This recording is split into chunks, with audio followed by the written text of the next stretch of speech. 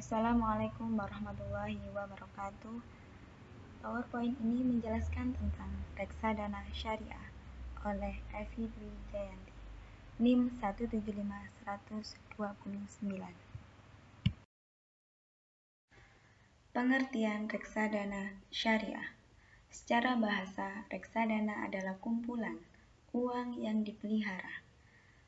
Dalam Undang-Undang Pasar Modal Nomor 8 Tahun 1995 Pasal 1 Ayat 27 menjelaskan reksadana adalah wadah yang dipergunakan untuk menghimpun dana dari masyarakat untuk diinvestasikan dalam portofolio efek oleh manajer investasi.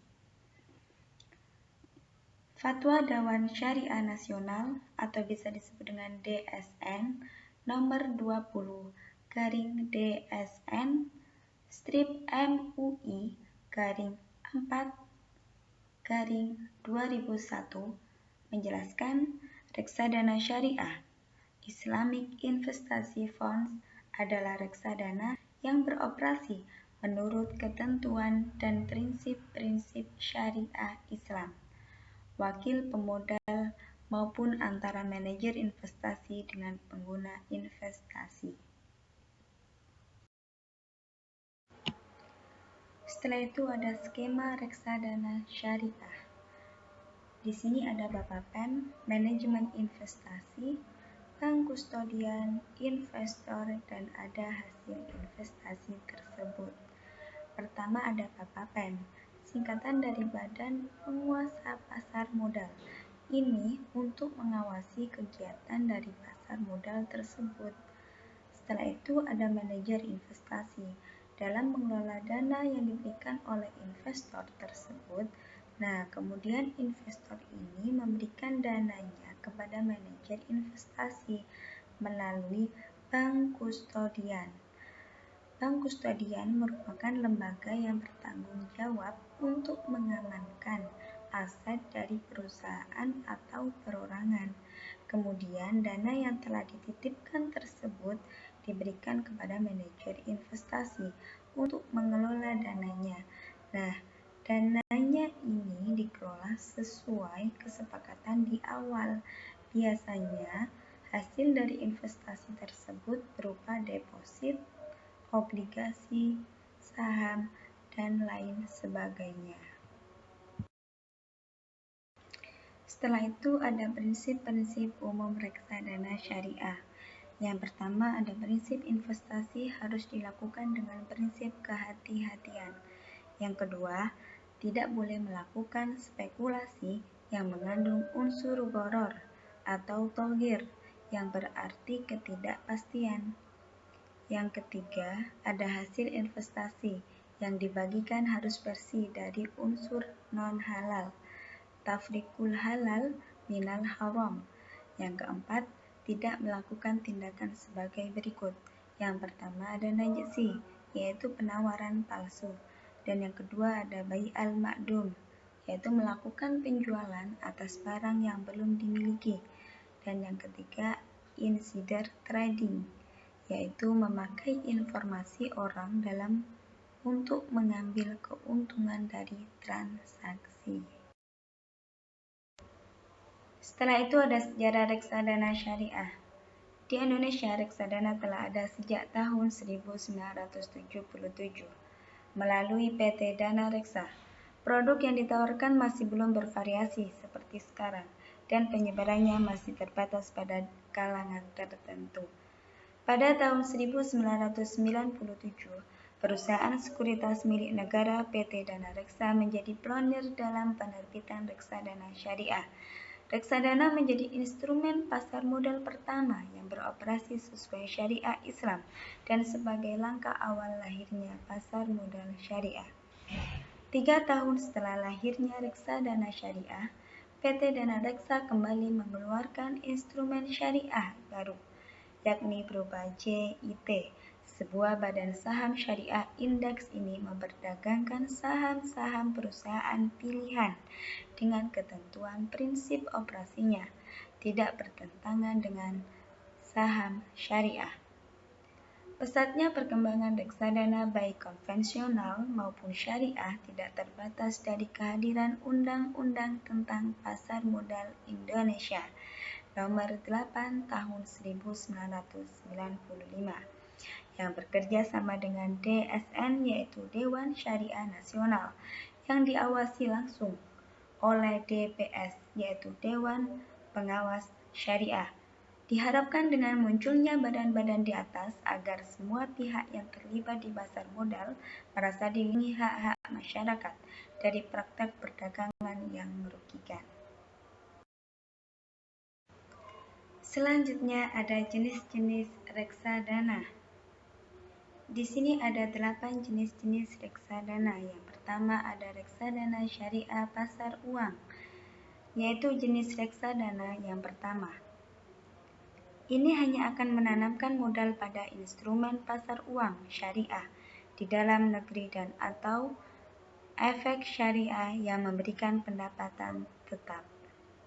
Yang kedua ada reksadana syariah pendapatan tetap, yaitu jenis reksadana yang melakukan investasi paling sedikit 80% dari nilai aktiva bersih ke dalam bentuk efek syariah yang memberikan pendapatan tetap.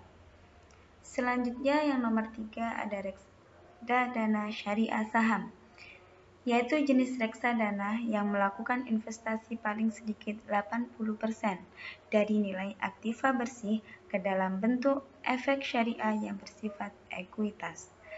Yang nomor 4 adalah reksadana syariah campuran, yaitu jenis reksadana yang melakukan investasi pada efek syariah yang bersifat ekuitas, efek syariah berpendapatan tetap, dan atau instrumen pasar uang dalam negeri. Selanjutnya, masih jenis-jenis reksadana.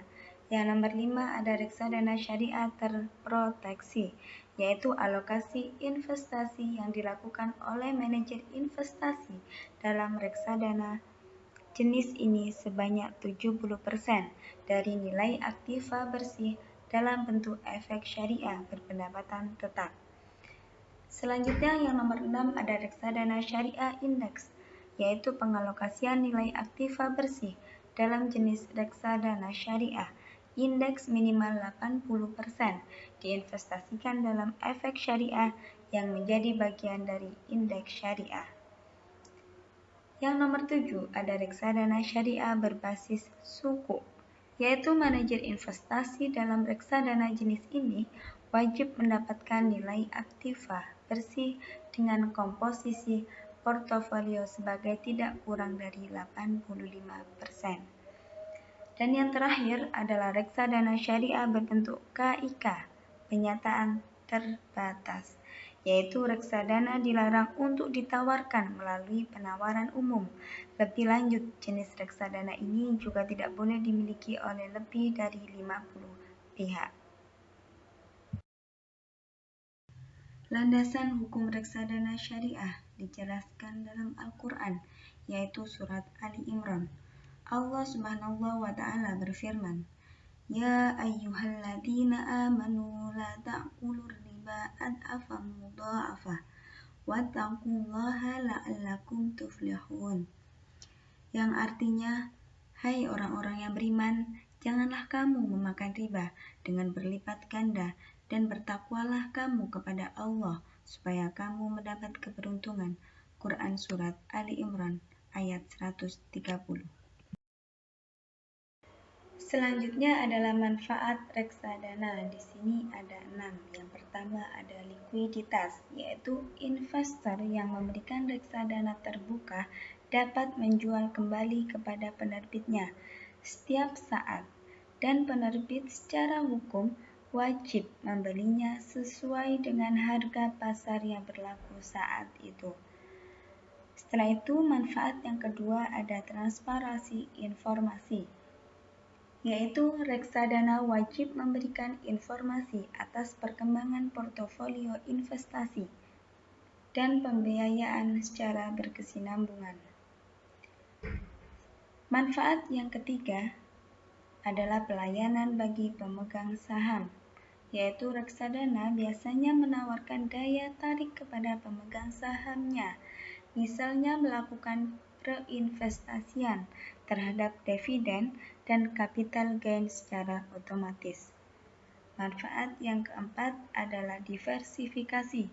Portofolio efek diversifikasi ke tingkat yang paling optimal, sehingga pemodal kecil pun dapat memperoleh manfaat diversifikasi. Manfaat yang keempat adalah manajemen profesional, yaitu pengelolaan reksadana pada umumnya terdiri atas orang-orang yang memiliki pengalaman dan keahlian di bidang pasar modal. Manfaat yang terakhir adalah biaya yang rendah. Reksadana yaitu kumpulan dana dari pemodal yang dikelola secara profesional dengan kemampuannya untuk melakukan transaksi secara kolektif. Mekanisme pengelolaan reksadana syariah. Mekanisme pelaporan. Ketentuan mengenai kewajiban pelaporan bagi reksadana berbentuk kontrak investasi kolektif, sebagaimana dimaksud dalam peraturan perundang-undangan di sektor pasar modal yang mengatur mengenai reksadana berbentuk kontrak investasi kolektif, mutatis mutandis, berlaku bagi reksadana syariah berbentuk kontrak investasi kolektif. Pengelolaan reksadana syariah. Pengelolaan reksadana syariah wajib mengikuti peraturan perundang-undangan di sektor pasar modal yang mengatur mengenai reksadana berbentuk perseroan, UU yang mengatur mengenai pedoman reksadana berbentuk perseroan, reksadana berbentuk kontrak investasi kolektif, UU yang mengatur mengenai pedoman reksadana berbentuk kontrak investasi kolektif. Referensi: kami ambil dari buku yang berjudul Investasi Pasar Modal Syariah, pengarang Nurul Huda. Yang kedua, kami ambil dari buku yang berjudul Peranan Reksadana Syariah dalam Peningkatan Investasi di Indonesia, pengarang Rosyid.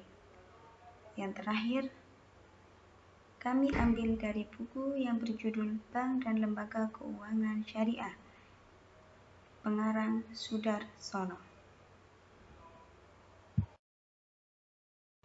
Thank you for watching. Sekian dan terima kasih.